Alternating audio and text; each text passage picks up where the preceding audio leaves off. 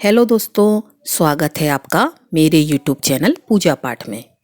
आज हम पौष मास कथा अध्याय 6 सुनाएंगे।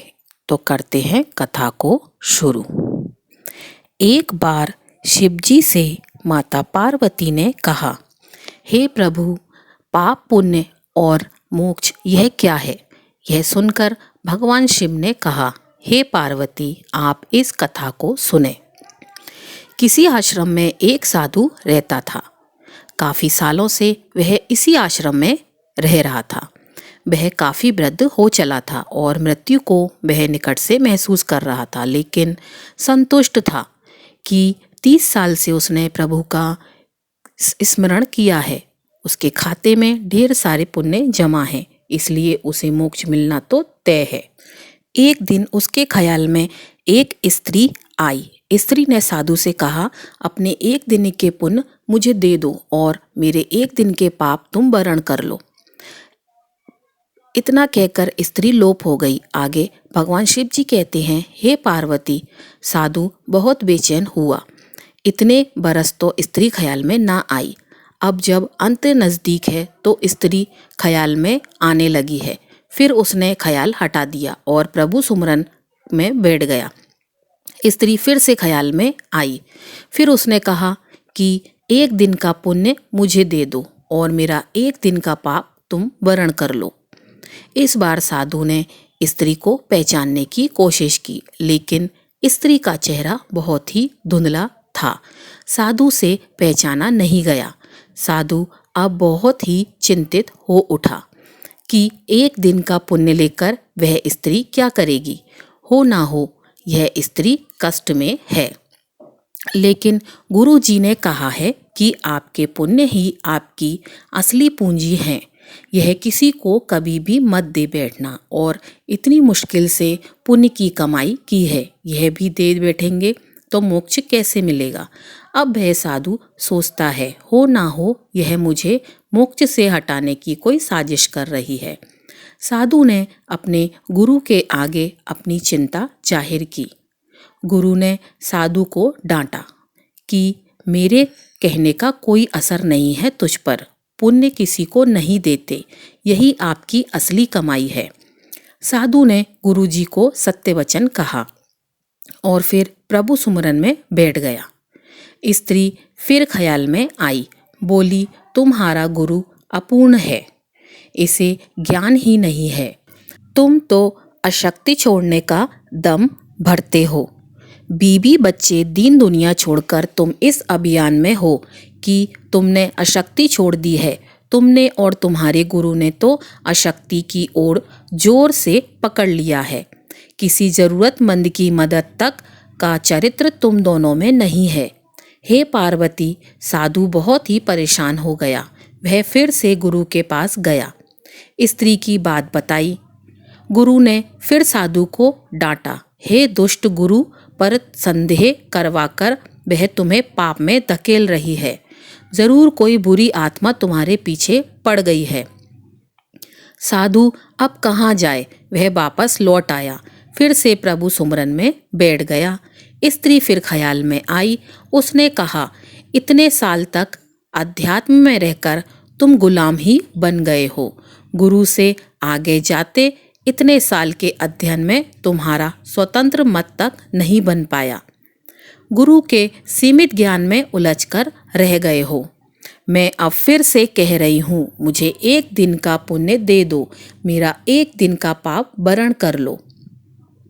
मुझे किसी को मोक्ष दिलवाना है, यही प्रभु इच्छा है।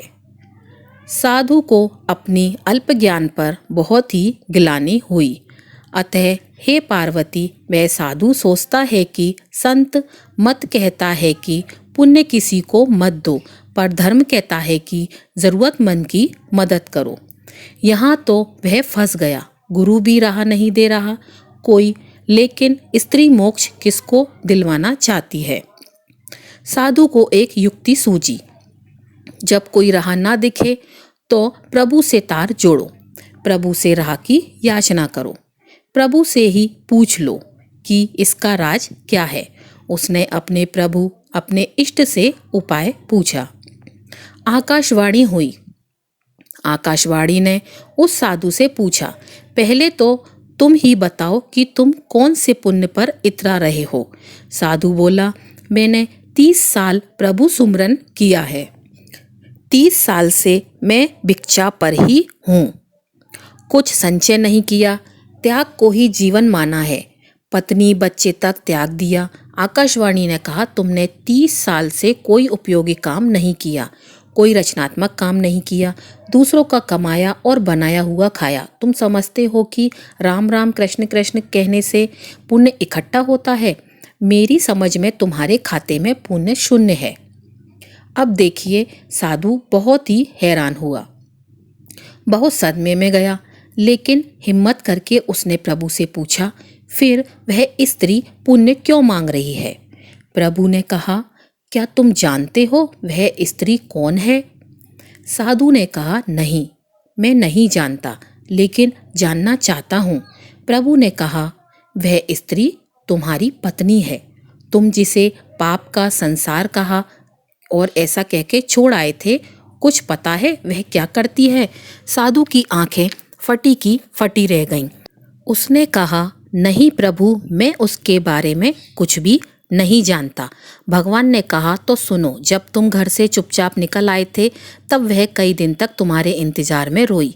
फिर एक दिन उसका संशय खत्म हो गया और बच्चों की भूख ने उसे तुम्हारे गम और आंसू पोंछ डालने के लिए विवश कर दिया। उसने आंसू पोंछ दिए और वह जगह जगह काम ढूंढने लगी, भटकती रही। वह इतनी पढ़ी लिखी तो थी नहीं। तुम बहुत बीच राह में उसे छोड़ गए थे। उसे काम नहीं मिल रहा था, इसलिए उसने एक कुष्ठ आश्रम में नौकरी कर ली। वह हर रोज खुद को बीमारी से बचाती, उन लोगों की सेवा करती रही जिन्हें लोग वहां त्याग जाते थे। वह खुद को आज भी पापिनी कहती है, क्योंकि उसका मर्द उसे छोड़कर चला गया है। भगवान भोलेनाथ कहते हैं, पार्वती, उस आकाशवाणी ने कहा, अब वह बेचैन है तुम्हें लेकर। उसे बहुत दिनों से आभास होने लगा कि उसका पति मरने वाला है। वह यही चाहती है कि उसके पति को मोक्ष मिले, जिसके लिए वह घर से गया है। उसने बारंबार प्रभु को अर्जी लगाई है कि प्रभु, मुझ पापनी की जिंदगी काम आ जाए तो ले लो, उन्हें मोक्ष जरूर देना। मैंने उसे कहा कि अपना एक दिन उसे दे दो। वह कहती है कि मेरे खाते में पुण्य कहाँ, मेरे खाते में पुण्य है ही नहीं। अगर मेरे खाते में पुण्य होता तो मैं एक पल भी न लगाती और अपने सारे पुण्य उन्हें दे देती। वह सुमिरन नहीं करती। वह भी समझती है कि सुमिरन करने से पुण्य मिलता है। अरे हे भोले मनुष्य, सिर्फ सुमिरन करने से ही पुण्य नहीं मिलता। उसने बहुत बड़ा पुण्य किया है। वह तो सोचती है कि उसने आज तक पाप ही किया है। वह पापी है, इसलिए उसे यह दुख झेलना पड़ रहा है। इसलिए वह कह रही है कि मेरा पाप ले लो और अपना पुण्य दे दो। अंततः हे मनुष्य, मैंने उसे नहीं बताया कि तुम्हारे पास अथाह पुण्य जमा है। पुण्य सुमिरन से नहीं आता। मैंने उसे कहा कि एक साधु है, उसने एक दिन के पुण्य मांग लो, अपने एक दिन के पाप देकर। उसने सवाल किया कि ऐसा कौन होगा जो पाप लेकर पुण्य देता है। मैंने उसे आश्वस्त किया कि साधु लोग ऐसे ही होते हैं। वह औरत अपने पुण्य तुम्हें दे रही थी और तुम न जाने कौन से हिसाब किताब में पड़ गए। तुम तो साधु भी ठीक से नहीं बन पाए। तुमने कभी नहीं सोचा कि स्त्री और बच्चे कैसे होंगे। लेकिन पत्नी आज भी बेचैन है कि तुम लक्ष्य को प्राप्त हो। तुम्हारे स्त्री को कुष्ठ रोग है, वह खुद मृत्यु शैया पर है, लेकिन तुम्हारे लिए मोक्ष चाह रही है। तुम सिर्फ अपने मोक्ष के लिए 20 वर्ष से हिसाब किताब लगा रहे हो। फिर भगवान शिव ने माता पार्वती से कहा, प्रिय साधु के बदन पर पसीने की बूंदें बहने लगी, सांसें तेज हो गईं। उसने ऊंची आवाज में चीख लगाई। यशोदा साधु हड़बड़ाकर उठ बैठा। उसके माथे पर पसीना बह रहा था। उसने बाहर झांक कर देखा, सुबह होने वाली थी। उसने जल्दी से अपना झोला बांधा और गुरु के सामने जाकर खड़ा हुआ। गुरुजी ने पूछा, आज इतनी जल्दी भिक्षा पर? साधु बोला, नहीं गुरुजी, मैं घर जा रहा हूँ। गुरुजी बोले, अब घर क्या करने जा रहे हो? साधु बोला, धर्म सीखने। प्रिय भक्तगणों, भगवान शिव जी माता पार्वती से कहते हैं, स्वर्ग का सपना छोड़ दो, नरक का डर छोड़ दो। कौन जाने क्या पाप है क्या पुण्य, बस कुदरत पर छोड़ दो। ना पैसा बड़ा ना पद, जो मुसीबत में साथ खड़ा वह सबसे बड़ा। प्रिय भक्तगणों, इस प्रकार भगवान भोलेनाथ ने माता पार्वती के मन में उठ रहे प्रश्नों का उत्तर दिया और उन्होंने अंत में बताया कि केवल प्रभु स्मरण करना ही मोक्ष प्राप्ति का मार्ग नहीं है। व्यक्ति को अपने हर एक धर्म का निर्वाह करना पड़ता है। उसे अध्यात्म के साथ साथ गृहस्थ जीवन भी मिला है। यदि उसके द्वारा किए गए किसी भी कर्म से किसी का दिल दुखता है, किसी के मन में ठेस पहुंचती है, तो वह कभी भी मोक्ष को प्राप्त नहीं होता।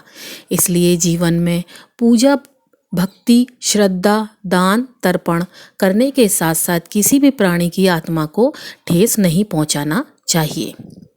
जो व्यक्ति ऐसा करता है वही सच में स्वर्ग जाने का अधिकारी होता है। उसे किसी भी प्रकार नरक में जाना नहीं पड़ता और जो व्यक्ति इसके विपरीत कार्य करता है वह निश्चित ही नरक में जाता है। प्रिय भक्तगणों, तो बोलिए ओम नमः शिवाय। पार्वती पते हर हर महादेव। बोलिए श्री शनिदेव महाराज की जय। जय हो बजरंगबली। ओम नमः शिवाय। प्रिय भक्तगणों, आज आप श्रवण करेंगे न्याय के देवता श्री कृष्ण भगवान के परम भक्त श्री शनि देव की दुर्लभ कथा। किसी गांव में एक बहुत ही विद्वान ब्राह्मण रहा करता था। एक दिन रात्रि में उसने सपने में देखा कि एक नीला वस्त्र पहने हुए बहुत ही दिव्य पुरुष उसे कह रहा है कि हे ब्राह्मण देवता, मैं तुम्हें लगूंगा। अब देखिए, यह सपना उस ब्राह्मण को रोज दिखाई देता। इससे वह परेशान हो गया और दुबला पतला होने लगा। उसका स्वास्थ्य बहुत ही गिरने लगा। एक दिन उसकी पत्नी ने कहा, देखिए जी, मैं आपको कितना अच्छे से खिलाती पिलाती हूँ, मेवा मिश्री खिलाती हूँ, दूध मलाई खिलाती हूँ, अच्छा भोजन आहार पकाकर खिलाती हूँ, फिर भी आप इतने दुबले पतले क्यों होते जा रहे हो? इसका क्या कारण है? प्रिय भक्तों, उस ब्राह्मण ने अपनी पत्नी से अपना सारा हाल कह बताया कि मेरे सपने में एक नीले कपड़े पहने हुए बहुत ही दिव्य पुरुष आते हैं। वे मुझसे कहते हैं कि हे ब्राह्मण, मैं तुम्हें लगूंगा। अब यही सोचकर मुझे भूख प्यास नहीं लगती। मैं दुबला होता जा रहा हूँ। तब ब्राह्मणी ने कहा, हे पति, मुझे लगता है कि आपको शनि भगवान दर्शन देते हैं। आपके ऊपर शनि की दशा शुरू होने वाली है, इसलिए आपको वे सचेत करते हैं। अवश्य ही वे शनि महाराज हैं। अब की बार जब दिखेंगे तो आप उनसे कहिएगा कि आप मुझे सिर्फ सवा पहर ही लगिए। प्रिय भक्तगणों, उसी दिन जब रात्रि होती है तो ब्राह्मण फिर से सोता है और उसके सपने में शनि भगवान दर्शन देते हैं और कहते हैं, हे ब्राह्मण, आज मैं तुम्हें लगूंगा। तब ब्राह्मण ने कहा, हे भगवान, यदि आप लगना ही चाहते हैं तो लग जाइए, लेकिन यह बताइए भगवान, आप कितने दिनों के लिए लगोगे?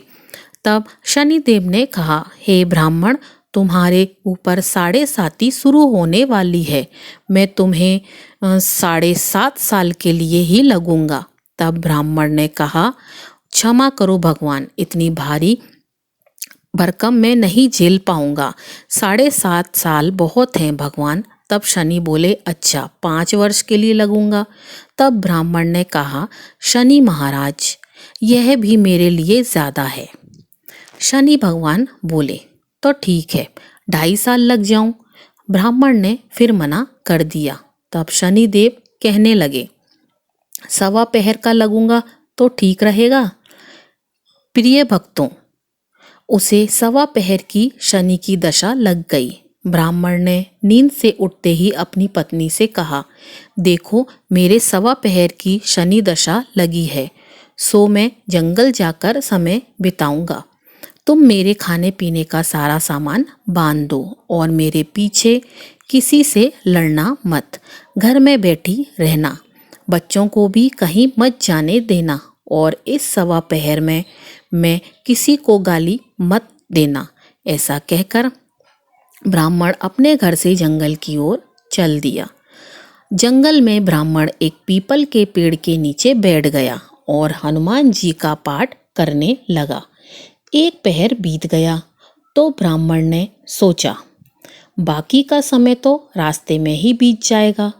सुबह वहाँ से चल दिया और रास्ते में चलते हुए उसे एक सब्जी मंडी दिखाई दी। उसने सब्जी मंडी में से एक बड़ा सा कद्दू खरीद लिया। कद्दू खरीदने के बाद अपने चादर में लपेट करके वहाँ से चल देता है। तभी रास्ते में शनि महाराज एक साधु का भेष बदलकर उसके पास आते हैं और कहते हैं, तुम्हारे चादर में क्या है? ब्राह्मण ने कहा, हे साधु महाराज, मेरे इस चादर में तो कद्दू है। साधु ने कहा, अच्छा कद्दू है तो दिखाओ। जब ब्राह्मण ने अपना चादर दिखाया तो आश्चर्य, उसमें तो उस जगह पर राजा के बेटे का कटा हुआ सर था। यह देखते ही साधु महाराज, जो कि शनि देव थे, उस ब्राह्मण को लेकर राज दरबार में पहुंच गए और राजा से कहने लगे, महाराज यह देखिए, यह दुष्ट दुराचारी आपके पुत्र का हत्यारा है। यह हत्या करके उसके सर को काट के अपने चादर में लेकर घूम रहा था। इसे आप दंड दीजिए। प्रिय भक्तों, राजा ने जब यह सुना कि उस ब्राह्मण ने उसके पुत्र को मार दिया है, राजकुमार की हत्या कर दी है, तब राजा बहुत ही क्रोधित हुआ। उसने कहा, मुझे मत दिखाओ, मुझे यह सब कुछ देखा नहीं जाएगा। हे सैनिकों, तुम इसे तुरंत ले जाओ और इसे सूली पर चढ़ा दो। प्रिय भक्तों, जब नगर में यह समाचार मिला कि राजा के पुत्र का सर कट चुका है, एक ब्राह्मण ने उसकी हत्या कर दी है, तो नगर में हाहाकार मच गया और उस ब्राह्मण को सैनिकों ने सूली पर चढ़ाने के लिए ले गए। जब फांसी पर चढ़ाने ही वाले थे, तब जैसा कि नियम होता है, मरने वाले से उसकी अंतिम इच्छा को पूछा जाता है, तो सैनिकों ने भी ब्राह्मण से उसकी अंतिम इच्छा को पूछा। सैनिकों ने कहा, ब्राह्मण बताओ तुम्हारी अंतिम इच्छा क्या है? प्रिय भगवान, ब्राह्मण ने सोचा कि यदि किसी प्रकार कुछ समय तक के लिए फांसी रुक जाए तो शनि की दशा का 1.25 पहर पूरा हो जाएगा। यह सोचकर उसने कहा, भाई मैं बचपन से नित्य बालाजी की कथा कहता और सुनता आया हूँ। आज मरने से पहले अंतिम बार कथा कह लेने दो। अब क्या था, फांसी देने वाले सैनिकों ने उसकी आखिरी इच्छा पूर्ण होने तक फांसी रोक दी। कहानी कहते कहते 1.25 पहर पूरा हो गया। शनि की दशा खत्म हो गई। अब इधर देखिए, राजा का जो पुत्र था राजकुमार, वह जंगल से शिकार खेलकर वापस राजमहल आ गया। राजमहल में राजकुमार को देखते ही राजा बड़ा ही प्रसन्न हुआ, लेकिन मन ही मन उसे डर भी लगा।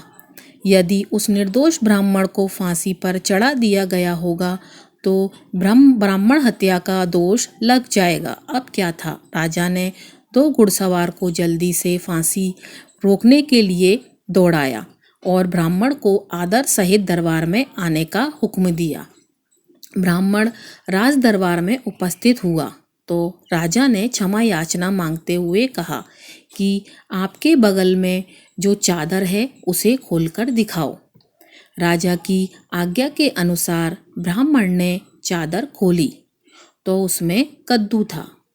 राजा ने ब्राह्मण को बहुत सारा धन दिया और पूछा, हे ब्राह्मण देवता, मुझे यह समझ में नहीं आया, इस सब के पीछे क्या रहस्य है? यह सब क्यों हुआ? आखिर यह सब क्या था? तब ब्राह्मण ने कहा, हे महाराज, मुझे सवा पहर की शनि की दशा लगी थी, इसलिए यह सब कुछ हुआ। राजा ने कहा, हे ब्राह्मण देव, शनि की दशा किस प्रकार लगती है? ब्राह्मण ने कहा, हे राजन, यदि राजा या सेठ को यह दशा लगती है तो काला हाथी या काला घोड़ा दान करना चाहिए। गरीब को शनि की दशा लगती है तो पीपल की पूजा करे और बोले, सचा शनिवार कहिए जाके, पाँव सदा ही पड़िए, शनि की कहानी सुने, तिल तेल और काला उड़द आदि का दान दे। काले कुत्ते को तेल चुपड़ी रोटी खिलाएं तो शनि की दशा उतर जाएगी। अब देखिए, राजा ने उस ब्राह्मण को कद्दू वापस कर दिया। अब घर जाकर ब्राह्मण ने कद्दू अपनी पत्नी को दिया। उसकी पत्नी ने सब्जी बनाते हुए उस कद्दू को काटा तो उसके बीजों की जगह हीरे मोती निकलने लगे। ब्राह्मणी ने पूछा, हे पतिदेव, यह सब क्या है? इसमें से हीरे मोती कैसे निकल रहे हैं? इसे कहाँ से लाए हैं आप? तब ब्राह्मण ने कहा, हे प्रिय, जब शनि की दशा लगी थी तो यह कद्दू कुंवर का सर बन गया था, और जब दशा उतरी तो शनि जी ने कैसे निहाल कर दिया, हमें माला माल कर दिया। हे शनि देवता, जैसे ब्राह्मण को शनि की दशा लगी वैसे किसी को भी शनि की दशा ना लगे। जैसे ब्राह्मण को धन दौलत मिला वैसे सबको धन दौलत मिले। कथा कहानी कहते सुनते हुकारा भरते सबको मिले। प्रिय भक्तगणों, अब आइए श्रवण करते हैं भगवान शनि देव की दूसरी कथा का। यह कथा सुनने से भक्तों को मन वांछित फल की प्राप्ति होती है। नर्मदा नदी के किनारे एक गांव में बहुत ही बड़े साहूकार का परिवार निवास करता था। साहूकार की मृत्यु हो चुकी थी। घर में साहूकारनी तथा उसके 2 बेटे, एक बड़ी बहू थी। साहूकारनी का छोटा बेटा मानसिक रोग से ग्रस्त था। उसकी मानसिक स्थिति ठीक नहीं थी। साहूकारनी की बड़ी बहू तारा को विवाह के कई वर्ष बीत गए थे, पर अभी तक उसे संतान नहीं हुई थी। तारा को सदैव यही भय रहता था कि कहीं उसके पति संतान पाने के लिए दूसरा विवाह ना कर लें। यदि उसके पति ने दूसरा विवाह कर लिया तो उसे सौतन का दुख सहना पड़ेगा। प्रिय भक्त जनों, इसी डर से तारा ने एक योजना बनाई और उसने अपने घर में काम करने वाली नौकरानी चंदा से अपने देवर चंदन का विवाह कराने के लिए अपनी सास साहूकारनी तथा अपने पति को मना लिया। चंदा स्वभाव से बड़ी दयालु तथा कृष्ण भक्ति, वह बचपन से ही उसी साहूकारनी के घर काम करती थी। उसका अपना कोई नहीं था। अब चंदा का विवाह मानसिक रोगी चंदन से करा दिया गया। कुछ साल बाद चंदा ने एक सुंदर पुत्र को जन्म भी दिया, किंतु चंदा की जेठानी तारा ने चंदा का बच्चा छीन लिया और उसे घर से धक्के मारकर बाहर निकाल दिया, और तारा ने अपने पति को भी अपने पक्ष में कर लिया। प्रिय भक्तगणों, बेचारा चंदन तो मानसिक रोगी था, वह कर भी क्या सकता था, और वह साहूकारनी चाहकर भी कुछ नहीं कर सकी। प्रिय भक्तगणों, दरअसल यह तो तारा की चाल थी। उसने तो कभी चंदा को अपनी देवरानी माना ही नहीं। वह तो सिर्फ चंदा से उसका बच्चा लेना चाहती थी ताकि उसे पाल पोस कर अपना नाम दे सके। यह देखिए, चंदा के बार बार रोने गिड़गिड़ाने पर भी तारा नहीं मानी और उसे उस गांव से निकाल दिया। अब चंदा गांव-गांव भटकने लगी। भटकते भटकते वह कृष्ण जी के एक पुराने मंदिर में पहुंच गई और वहीं पर उसने प्रभु जी से अपनी गुहार लगाई। वह अपना सर भगवान की चौखट पर पटकने लगी तथा लगातार ओम कृष्णाय नमः का मंत्र का जाप भी करती रही। प्रिय भक्तों, उस स्त्री की करुण पुकार न्याय के देवता शनिदेव ने सुनी तथा भगवान श्री कृष्ण के आदेश से तुरंत चंदा के पास उपस्थित हो गए और साधारण मनुष्य का रूप धारण करके उसे अपने आप को कष्ट न पहुंचाने के लिए कहा और कहा कि हे बहन, तुम भगवान श्री कृष्ण पर विश्वास रखो और ओम कृष्णाय नमः मंत्र का जाप करती रहो। तुम्हारा अवश्य ही कल्याण होगा। तुम्हें जो भी दुख है यह सब भगवान श्री कृष्ण हर लेंगे और शनिदेव की कृपा से तुम्हारा मंगल होगा। यह सुनकर चंदा भगवान श्री कृष्ण के आराधना में लग जाती है। शनिदेव का ध्यान करते हुए ओम कृष्णाय नमः का मंत्र का जाप करने लगी। अब शनिदेव एक साधु का वेश बदलकर साहूकारनी के घर पहुंच गए और अलख निरंजन का अलख जगाने लगे। तब घर के बाहर साहूकारनी निकली और उसने भिक्षा देकर उन्हें प्रणाम किया। तब साधु रूपी शनिदेव ने कहा, हे देवी, मैंने सुना है आपके घर में कोई मानसिक रोगी है। मैंने 7 सालों से हिमाचल के जंगलों में भटकते हुए बड़ी ही दुर्लभ जड़ी बूटियां इकट्ठी की हैं जो हर प्रकार के रोगों को समाप्त कर देती हैं। यदि आप कहें तो मैं आपके घर के मरीज को ठीक कर सकता हूँ। उस साहूकारनी ने कहा, हे महात्मा, अहो भाग्य जो आप यहाँ पधारे। हाँ महाराज जी, मेरा छोटा बेटा जो कि मानसिक रूप से बीमार है, आप उसे ठीक कर दीजिए। आप जो चाहोगे मैं वह आपको दूंगी। आइए, घर के अंदर आइए। साहूकारनी ने अपने बेटे चंदन को साधु महाराज को दिखाया, जो अब चंदा के चले जाने से बहुत ही दुखी था। साधु महाराज ने अपने कमंडल से जल निकालकर उसे अभिमंत्रित करके चंदन को पीने के लिए दे दिया। उस जल को पीते ही चंदन बिल्कुल ठीक हो गया और साधु महाराज ने तारा को भी बहुत समझाया कि वह चंदन का बच्चा है और चंदा का बेटा है, उसे वापस कर दो और अपनी गलती को स्वीकार कर लो। किंतु वह नहीं मानी। वह तो उल्टे ही साधु महाराज को ही डांटने लगी, यहाँ तक कि चंदन के ठीक होने से उसे ईर्ष्या करने लगी। इस बात से रुष्ट होकर भगवान शनिदेव की दशा तारा को लग गई और वह मानसिक रोगी हो गई। उसका एक हाथ लकवा से ग्रस्त हो गया। साधु महाराज ने बताए अनुसार चंदन अपनी पत्नी को घर लाने के लिए गया और अपनी पत्नी, बच्चा और माँ के साथ हंसी खुशी जीवन व्यतीत करने लगा।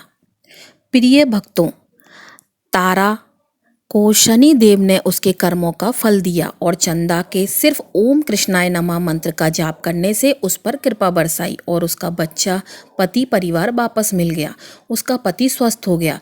जय शनिदेव, जय जय शनिदेव। ओम नमः शिवाय। प्रिय भक्तगणों, कथा को समाप्त करने से पहले बहुत ही महत्वपूर्ण जानकारी के विषय में, साढ़े साती क्या होती है, इससे लोग क्यों डरते हैं।